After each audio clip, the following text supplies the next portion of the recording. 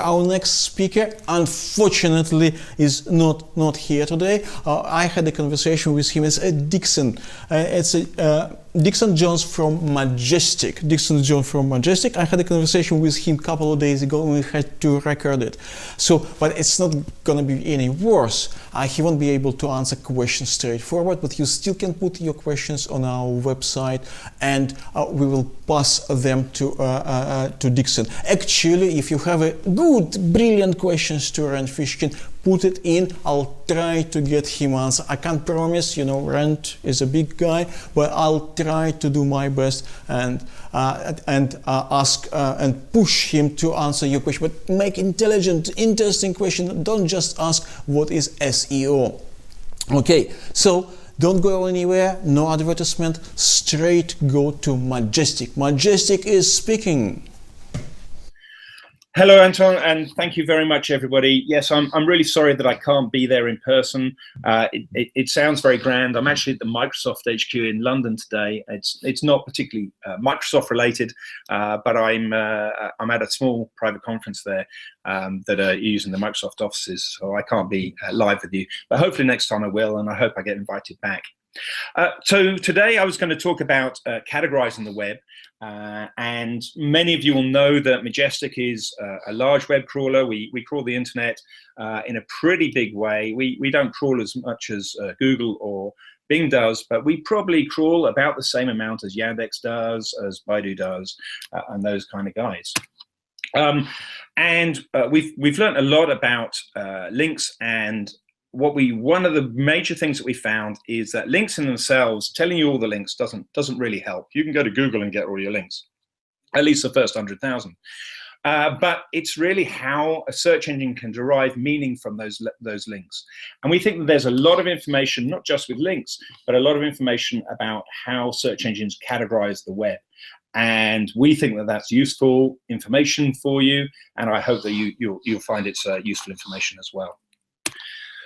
So today we're going to talk about how categorization and topics affect everyone and everything on the internet. So here we go. So as I say, Majestic is a specialist search engine. We describe ourselves now as a specialist search engine, really for digital marketers, for internet marketers, not just a link map, but we do actually have a search engine. So you can actually put keywords into Majestic. But what we're trying to do is not just show you the best websites for a particular keyword. We're trying to show how we came to that decision, how we came to that logic. And of course, a large part of how we came to that logic is based on the link graph. We also have plenty of other information, and we hope to develop that. So our search engine is only an alpha. Please don't put it into your production environments. The link information, however, is good and getting better.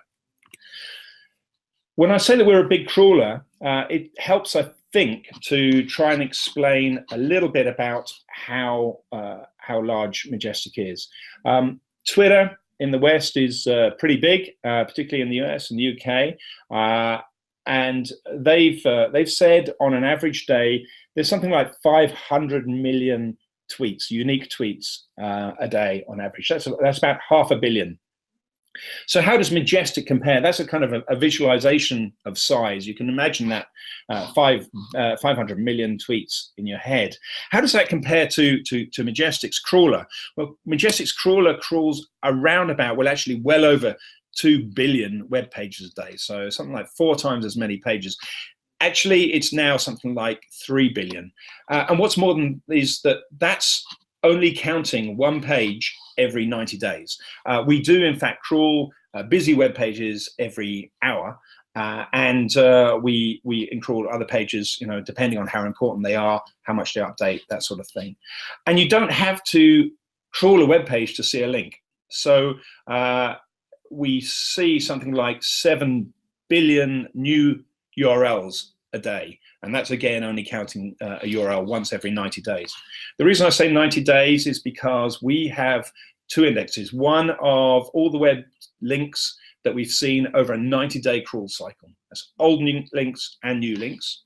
But if we don't see it in 90 days, it drops out of our fresh index altogether because we think that it's either lost or so buried that it's not so vital to you. If you really want to find it, it will now be in our historic index, which is a much, much larger index, and we keep all the information, including the deleted links. But ultimately, our fresh index will stay fresh. So you'll find in some of the other link tools that they may get data into the data quicker, but they tend to leave it in there for a longer period of time, or may not have the chance to recrawl it. So there's a trade-off between fast information and insightful information. We've chosen to go for insightful information as best as we can, but we still are very, very large. So today I wanted to really talk about a certain aspect of search engines. And one of the things about crawling so much is that we have a different look as to how search engines might see the internet and how they might do things with the internet than most SEOs do. So my personal background was search engine optimization, and I started that in 1999. But I've moved into Majestic and developing Majestic now, and that's allowed me to see the world perhaps more from a search engine point of view. So as search engine optimizers, we know a fair amount about how the search engines work, and we have 4 or so different phases. Firstly, a search engine has to collect the data. That's all about the crawl. That's how they see websites and scrape the data off of websites and pull that together. Then they've got to group that information into places so that they can index the information as well. And so then we know a lot about the indexing because we spend a lot of time looking at whether whether our results are in the search engine results, how high they are up in the index results. So we spend a lot of time looking at the index and that algorithm.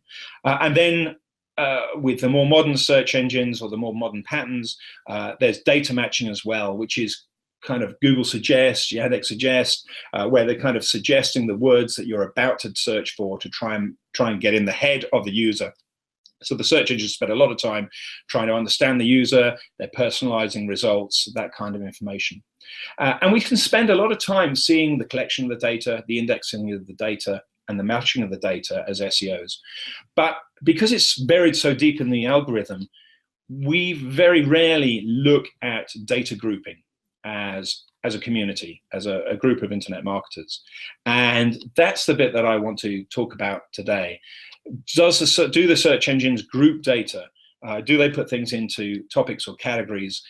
And if so, how do they go about it? And why do they go about it? And I think the why is really where I want to start. Why would search engines benefit from grouping data before they start indexing it? So I'm going to start with an analogy, so something that doesn't involve the internet. If you were given the task of finding the mass of the moon, and it was before search engines existed, then a very reasonable thing to do would be to go to a library. And you could go into the library and you could go and find the mass of the moon. But how would you go about doing that? You could go to the first book in the library, have a look, open it up, see that it's about fashion, realize it's not going to have the mass of the moon, move on to the next book, which is also about fashion because they're all grouped together, read 20 books on fashion, then move on to the next section, which happens to be about, say, geography, then the next section, and you go all through the system until you find the section on astronomy or some science or that sort of thing, and then you'd start to hone things down. But you wouldn't do it that way. What you would do is go into the library and ask the librarian where the astronomy section is, or ask the librarian, or go to the card section, the indexing system, to look for the section on astronomy and preferably a section on the moon, because that's where you're most likely to find the answer. And that's also where you're most likely to find several versions of the answer, and you'll be able to get the right opinion as to the mass of the moon. So what we do as human beings is very quickly, when we're searching for something, cut out the waste. We very quickly hone in to the section or the bit of information that is likely to contain the answer. And by doing that, we rapidly get rid of 99.999% of all the other facts and information out there so that we can concentrate on where we think we're going to find the right answer. So, of course, in order for that to happen, the library first had to put all of the books into groups. They had to set an indexing system, collect all the information together. And in their system, unfortunately, a book can only be on one place on the shelf. So it is about astronomy, or it is about the moon. So grouping makes searching better. Whether you're trying to find a fact or whether you're trying to find a friend or a customer or finding anything. So finding a friend, you guys are all in that room there, and you're having a conference and a conversation, or you're in a hotel with a group of friends. But if you go and talk to the barman, he has a lot less in common with you than the group of friends that you're with. So again, if you're trying to find a friend, you're more likely to ask your friends, do you know where John is, where Anton is, than you are to ask the person around the corner that you've never met before. So finding a fact, finding a friend, finding anything on the internet is quicker on the internet or in real life than using random chance. And there's actually some very good research on this. Categorizing into topics on the web, it prevents spam. And there's two real papers that stand out on this, and there's links there for those of you that really want to go and have a look at them. So the Trust Rank paper was actually, I think, Yahoo sponsored, or Yahoo were involved in developing the Trust Rank paper, which looks at trust around the internet and how grouping things reduces spam. And then Stanford is closely associated with Google because Google spent a lot of their time using Stanford for their research, and the original PageRank algorithm is still to this day a copyright or a patent that is owned by Stanford University, not by Google. So categorizing the web is shown to be, or categorizing data is shown to be good at speeding up information, and it's also good at delivering better results. So speeding up information is quite an interesting thing. We'll come on to that in a little bit. But I want to move on to now looking at whether the search engines actually do follow through and categorize the internet. And it's quite clear that they do in a lot of different ways. And one of the ways that they do it is categorizing by data type. So clearly, if you're in Russia and you type in the Russian equivalent to credit cards, you would expect to get a different set of results coming back to doing the same thing in the UK. Clearly, Russian credit cards tend to be associated with Russian banks, so tend to be associated with the Russian people, whereas credit cards in the UK tend to be associated with British banks and associated with British people. So it makes sense for a search engine to flag, for example, the target country or countries that the content may be useful for, and not deliver it to web pages to very highly in results when people are searching from outside those countries, for example. Again, image search is another categorization, and it's much, much easier for a search engine to separate out all the images rather than trying to just have them all as URLs and interpret them in the same way that they interpret, for example, text search.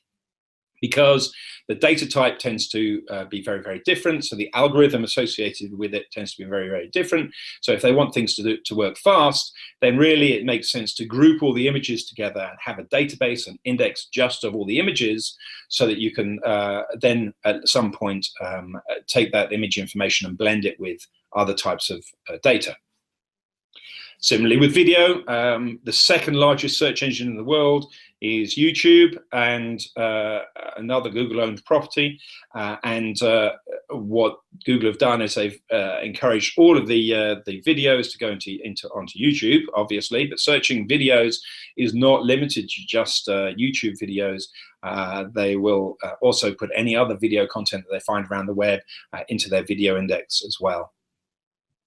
Another way that search engines categorizing things by data type is taking the country level to the next level and create local listings. So clearly, if you're looking for I don't know, pizza in Kiev or pizza in Moscow, then you don't really want information about the New York pizza company. That's not going to really help you. So it's very important to local listings that the local information is there on a page, and so it makes sense for a local tag being associated with any record as well, and that has led to a complete local index in many countries around the world. Maps, again, a different type of data. Travel, a different kind of data when you're trying to find, flights to or hotels in. The search engines are putting things into different data types. So there is clear categorization, but that's not necessarily the way that that we think as SEOs. But it is important, because if you start looking at a web page, you can see this is Google, but I'm sure increasingly the other search engines are very, very similar in that there's a lot of grouping here. So firstly, the grouping is right at the top. This grouping is getting into the head of the user, and it's actually the last part of the first slide about trying to second guess what the user is looking for. But it's got this section of information which is just based on user habits, your user history. But then the data comes in, and Google knows that as you type pizza, in this particular one, this was actually done in the US, I think, and oh no, this is London. I searched for this in London, and it really thinks that Pizza Hut is the biggest player, and it knows so much that it's actually indexed the whole of the website, and it's showing us a little index just of pizzahut.co.uk because they think it's so relevant. Also, there comes a map, so it's worked out where I am, and it's showing me the 3 nearest Pizza Huts to where I am or where I was when I was creating this slide. And then a completely different index of information is the local listings coming out here, and on they come, and that's entirely taking the data actually from the map, but it's actually taking the local listing information and all the information associated with it, and then it's got a knowledge chart as well, and actually this is talking about the Pizza Hut found in Kansas in the United States, and it's got effectively, I would guess, a Wikipedia article content here. So none of these results actually are what we would consider traditional SEO results, but they are very much showing how Google and other search engines group data by index type. But of course, as SEOs, we don't think in terms of data type. We think more in terms of topics. In particular, we tend to think about keywords as SEOs, because that's where the user starts. They start by typing in a keyword.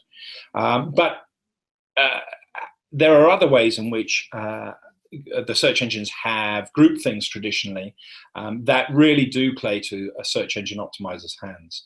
And one of these, of course, is directory listings. And although Yahoo directory died several years ago, well, actually not so long ago, actually, only a couple of years ago, it was the original internet, to be honest with you. There was a time, our Italian ambassador still talks of a time when he actually had a printout of every website on the internet. He's not a young man, but he has a printout, and basically it was a book that Yahoo published at Christmas, and it was a directory of the whole internet. There was a time that was the web was that small. But the methodology that Yahoo directory used was a human-edited directory that looked at all the different web pages on the internet and scored them. And there are other things that are still there to this day. Yell is a human curated directory system. Best of the Web. There's Joanne. There's other systems out there that still do manually review websites and put things out there. And what they're doing is something very similar to the library system of categorizing websites. The problem is that doing this doesn't scale very well. And eventually Yahoo found that trying to manually look at every web page was too difficult. They had to start charging people, and it didn't have legs in the end. But the other problem is that scaling, that categorizing a website is no longer particularly relevant, because a lot of websites are about many, many different things depending on the page and depending on the data type. So if you take, RT.com, of course, it's mostly about news, Russian-focused news to the international community, but it's got an art section, it's got a history section, there's other bits on there and other bits of content on there. There's also different data types. There's a lot of video content out there. So one video may be about a political situation in the Middle East, whereas the next might be about, the relationship between Russia and China, for example. So there's a lot of different problems there, in that one web page may be about something that's completely different to the whole website, or to the next website on the next web page on the same site. So it doesn't scale. So Google looked at a different approach, and we know that they looked at this approach, which is really, some people use the phrase latent semantic indexing. There are other ways of looking at it, but essentially they spent a lot of money, spending a lot of money and a lot of energy trying to analyze how different words relate to each other and how different words can be used to describe the same thing. So this is a bunch of words on the screen that mean the same thing, essentially, and it's important to see that Google has spent all this time, because you don't any longer have to even have a particular word on a page to rank for that page, because Google knows the content of a web page better than you do, because it's looked at the other ways in which a topic is described. So they've spent some time defining topics by keyword, and they've used this approach, and it's an approach that we did look at, and we found it extremely difficult to replicate for a couple of reasons. The first being that we don't store on-page information when we crawl the internet, but also we found that the permutations were very, very huge, and to try and get meaning there really required quite a lot of energy, and we found fairly low correlations. So hopefully Google have done a better job than us, but we had to find a different methodology to defining topics. And I think we found a way that Google may or may not use, but it's effective. So how do we categorize the web? Well, we found when we were looking at links, that content tends to connect in groups. So if you are a person that likes to talk about 3D printing, for example, you're likely to link to content that shows interest in 3D printing. You're likely to talk about it, and you're likely to be talked about by people who are trying to talk about 3D printers.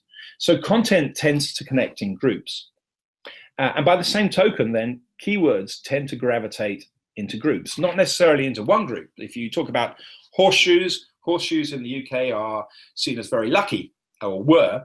So a horseshoe could either be associated with the farming industry, or with horse riding, or with astrology and hocus pocus and fortune telling, for example. So they could be in any three of those groups. But nevertheless, they're unlikely to be in the politics group or the financial services group. So keywords gravitate into groups, and content connects in groups. And we thought, this is quite interesting. Maybe we can start to use this. So for those that don't know about how we score our pages on the web, this is a quick diagram, and it's very close in concept to Google's original PageRank algorithm, in that we understand that links are a one-way traffic. You can only go from page A to page B on a link. You can't go from page B to page A unless you press the back button on your computer, or there's another link on the page that reciprocates. So if on the left here, page A links to page B, links to page C, links to page D, then there's some kind of meaning, some kind of influence that page A gives to page B, and therefore that page A gives to page C, and page A ultimately gives to page D. And it may be a very, very tiny signal that is going through all of those different iterations, but nevertheless, the important pages on the internet are influencing the less important pages on the internet. So this is a kind of similar concept. We don't use the same maths that Google did to do this, but we do use the same scale. And what we find is that at scale, if you make this assumption that an important page is going to influence the next any page it links to more than a less important page is going to influence, then that's going to give us a good understanding of how influential the web pages are on the internet. And so from this diagram, we can see that on the left-hand side, these blue pages, if we know that they're influential, then the chances are that the page above the Try Majestic Twitter profile is probably more influential than this page with the question marks on it. Even though both pages have 3 links going into them, the one on the left is likely to be more influential because we know that the pages on the far left are influential. So this is how we looked at the web. We thought, okay, PageRank, for example, just treated every page on the internet initially with the same value. They said it is worth the number of web pages, the number of links that go into that page. And they propagated that information. So propagate means send the information from page A to page B to page C to page D, etc. If, however, you have a bunch of websites of hundreds of thousands or millions of sites that you know are real, then you can take that signal and move it across the web as well. So that was our original trust flow, and then the real inspiration, I think, came out when we said, hold on, if we know that all these pages on the left-hand side are influential, and it does work, that we can then take this algorithm across the web. What if we take all those pages on the left-hand side that are influential, or not influential, but are real, written by humans, have been peer-reviewed, and at the same time are about, say, society and politics? If society and politics tends to link to society and politics, then can we use that model and propagate the same information, but with the tag of category, society, and politics? And it turns out that we can. So now we can also say, if all those pages on the left-hand side of the web, which we've seen and we know are created by human beings, are about a particular category, then we can propagate that information, and we can say with quite a good degree of confidence that the page above the Try Majestic logo there is more influential than in the category of society and politics than the one with the question marks on there. And this for us was a revelation, and we've tested the data, and we've looked at the data, and we found some interesting things. One of the interesting things that we found is that the data works best with what we call a universal data set. So some research was done using the original PageRank algorithm, and it was done by doing the maths just on the Wikipedia website, because the person doing the research was, I think, from Toulouse University, I think it was, in France, and they ran the PageRank algorithm just across the Wikipedia data. They didn't have the resource to run it across the whole web, but what they found was that the Swedish botanist Carl Linus, who may or may not be influential to you, but certainly wasn't particularly influential to me, was seen, according to the strict maths of PageRank, to be more influential than either Jesus or Hitler, which was quite interesting, because I think that was an unexpected bit of information. But it's because they didn't analyze the full web. So if you used either Majestic's trust flow information or Moz's page authority information on the same pages, the Carl Linus page, the Jesus page, and the Hitler page on Wikipedia, both Majestic and Moz will correctly, I hope, say that that's not the best order for those 3 people. But our data is not based just on the Wikipedia articles. So every signal in links is small, and each signal is individually prone to error or opinion. But the point is that at scale, the error decreases and the confidence increases. So once you've got some kind of categorization, the more you crawl, the more you look at the whole universal set, the better your data set is. And it's not just about the numbers of links by any stretch of the imagination. What we've done then is we try and score everything into an easy number between 0 and 100, because us as humans have trouble equating long, complex numbers. So we then normalize this information into numbers. So this is an example of the topics that we associate with Bing.com. So Bing.com being Majestic, being Microsoft's search engine, and where I am actually in real life today. We think that they've got a score of 70 out of 100 in the category of software/internet, and slightly less in the category of internet/searching. Social sciences comes in very high, and they're very big with schools and goodness knows what. And operating systems, of course, is very, very high because they run Windows. And then things drop off because it's a logarithmic scale. But if you look on the right-hand side, the actual influence is not necessarily correlating with the number of backlinks. So there are something like 770,000 external backlinks that we can identify specifically. Those links are about internet and searching, but only 26,000 that are about software/internet. But nevertheless, we think software/internet is more about Microsoft as a company. And similarly, there's other columns there which we bring out that also show that the number of links, quantity of links, is not relevant in this categorization algorithm. So it turns out that Topical Trust Flow is quite powerful. That categorizing the internet is very, very powerful. And there's a lot of advantages of categorizing information first before you start making some decisions as SEOs. Topical Trust Flow turns out to be a little bit more useful than PageRank, and not least because you can get it. You can't get the PageRank information anymore, but it's also more granular. It's a score between 0 and 100 instead of 0 and 10. We update it most days, so that's helpful as well.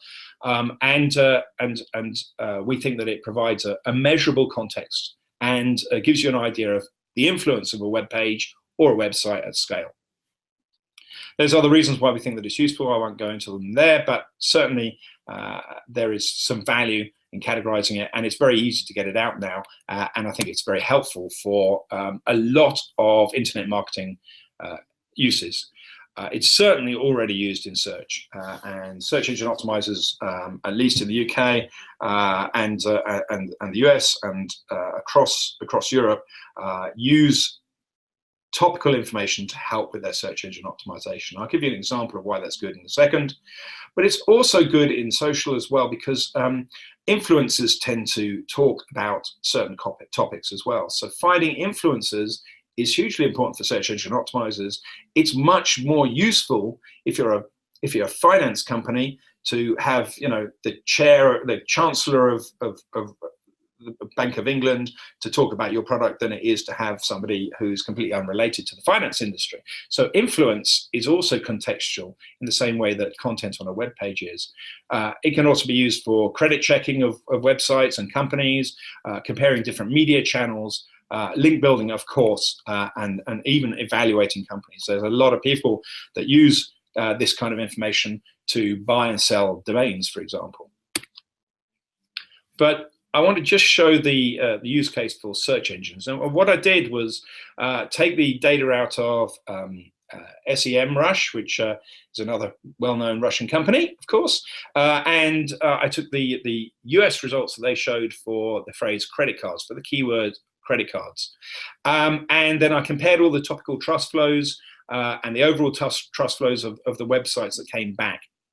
And we see here that we've got the column to the right of all those vertical columns gives the overall trust flow of the websites that are coming back. And it shows that creditcards.com comes back with a trust flow of 37, whereas the creditcards.chase.com comes back with a much higher overall trust flow for the whole website of 47, which is much, much higher in a logarithmic scale. But what's interesting is that it becomes much better correlation when you associate this information at the individual page level. We find that the numbers get much, much higher across the board when you look at the trust associated with the relevant topic. So the relevant topic here being business/financial services. And again, it's true. Creditcards.com is coming above creditcards.chase.com in the business category, even though it's got a lower credit card. So this isn't a panacea. It doesn't get everything right. Clearly, exact match domain still has power on the search engines, and so other domain factors are coming in. But in terms of link signals, it becomes much, much more relevant to see that all the results coming back for credit cards are heavily biased towards the business/financial services category. So here's a quick quiz for you guys. Even though I'm not here in real life, think about it amongst yourselves. Who do you think is more influential on Twitter?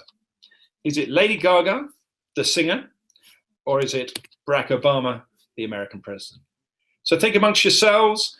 Normally I get people putting up hands and things, but think amongst yourselves and have your guess. Make your decision now, folks. Who's more influential? Well, possibly it's better that a world leader is more influential than a musician overall. So we do have Barack Obama in our data set being slightly more influential than Lady Gaga. That's in spite of the fact that Lady Gaga has 40 million followers and Barack Obama has 36 million followers. However, when you start putting topics over here, it becomes very much an it depends. When is one influential and when is the other influential? And it really does depend. Barack Obama is only influential, of course, when it comes to government or politics, or to a lesser extent, financial services. Whereas Lady Gaga is influential in art/music, so particularly music, and then she drops off very, very rapidly and becomes much less influential very, very quickly. So influence is in context as well. So if you're looking to get people to talk about your blog post, then they better be influential in the topic that you're talking about. Otherwise, you're not marketing, you're just pushing out a noisy message. And it's like going onto the streets of Moscow and giving random people leaflets in the street. This isn't marketing, it's not targeted.